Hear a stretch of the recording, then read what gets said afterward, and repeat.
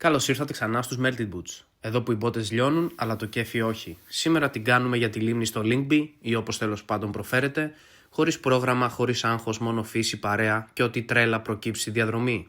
Αν σου αρέσουν οι μικρές περιπέτειές μας στη φύση, με λίγο χάος, λίγο κάμπινγκ και πολύ χαβαλέ, ξέρεις τι πρέπει να κάνεις. Like, subscribe και γράψε ένα σχόλιο πριν πέσουμε μέσα στο νερό με τα ρούχα. Πάμε να ξεκινήσουμε.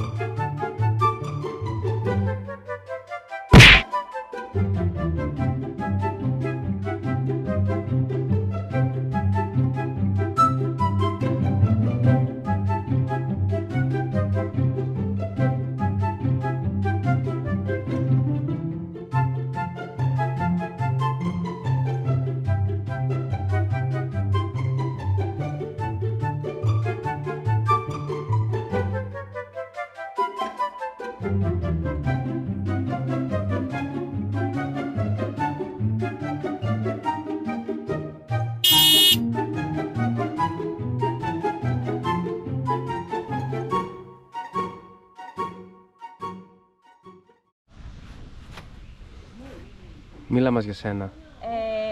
Περνάω πάρα πολύ ωραία με το Σοκράτη. Θα βρούμε. Εδώ είμαι με τον σούπερ επαγγελματία φίλο μου Νίκο, τώρα, δεν ακούω το μπιμπι. ο οποίος έχει βάλει την κάμερα οπισθοπορίας, μπορεί να στρίψει. Περιμένουμε τον Σοκράτη με την Αλεξάνδρα, οι οποίοι μάλλον πρέπει να έχουν πέσει σε κάτι χόρτα.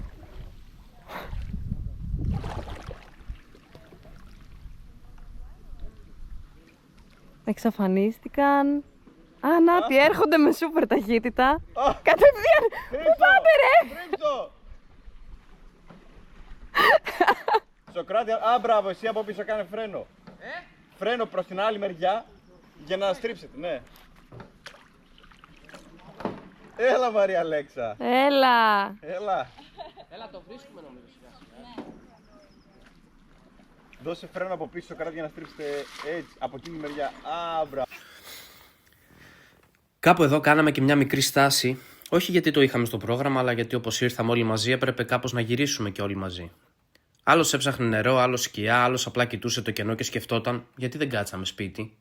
Μετά από 5 λεπτά γκρίνιας, 10 λεπτά χαζομάρας και ένα πρόχειρο meeting επιβίωσης, αποφασίσαμε ότι εντάξει, ζούμε ακόμα. Οπότε πήραμε μια ανάσα, μαζέψαμε τα κομμάτια μας και συνεχίσαμε σαν να μην έγινε ποτέ τίποτα.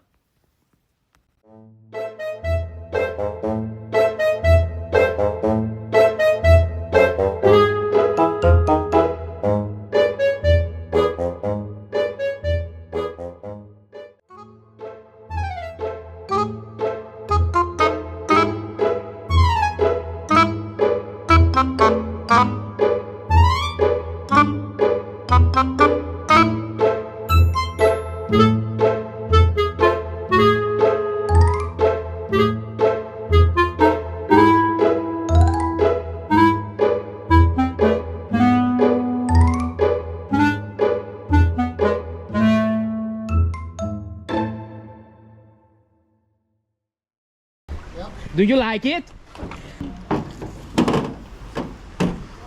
Ένα απαραίτητο διάλειμμα για να φάμε κάτι μικρό, να πάρουμε δυνάμεις και να συνεχίσουμε την πορεία μας υπό αυτές τις εξαιρετικά δραματικές, σχεδόν κινηματογραφικές αντίξωες συνθήκες.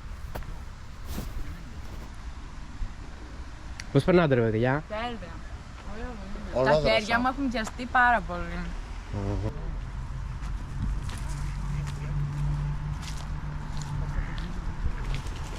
I don't think the problem is not being food, the problem is me quiet, you know?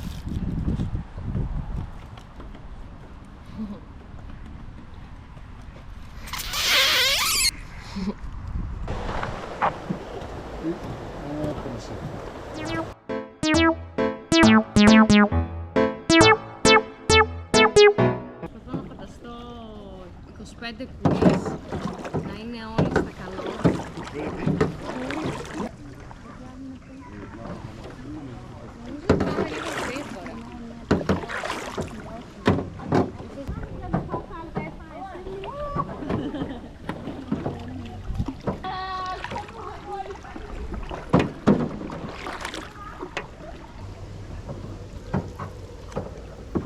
κίνηση, όπως μπορείτε να καταλάβετε, ήταν τραγικά έντονη, σε σημείο που δεν ξέραμε καν αν θα καταφέρουμε να φτάσουμε στην ώρα μας.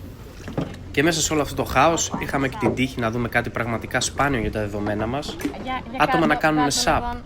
Το γεγονός αυτό προκάλεσε φυσικά τον ακραίο ενθουσιασμό της κυρίας Αντωνίας. Τέλειο! Ναι, αλλά πρέπει να κάνεις την κουβίδα αυτό το Ναι, ναι, θα κάνω εγώ. Όχι, θα κάνω και εγώ, άμα θες να άραξεις το κουράσου. Απλά στις στροφές θα το οδηγάω έτσι. Μπιμπι!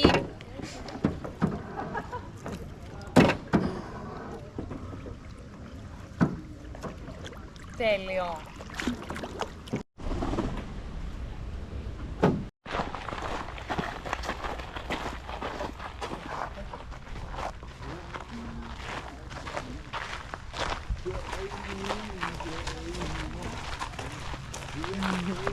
Και τελικά καταφέραμε να φτάσουμε στον προορισμό μας. Με κόπο και υδρότα, αλλά τα καταφέραμε. Σας ευχαριστούμε που μας ανεχτήκατε σε ακόμα μια μικρή περιπέτεια.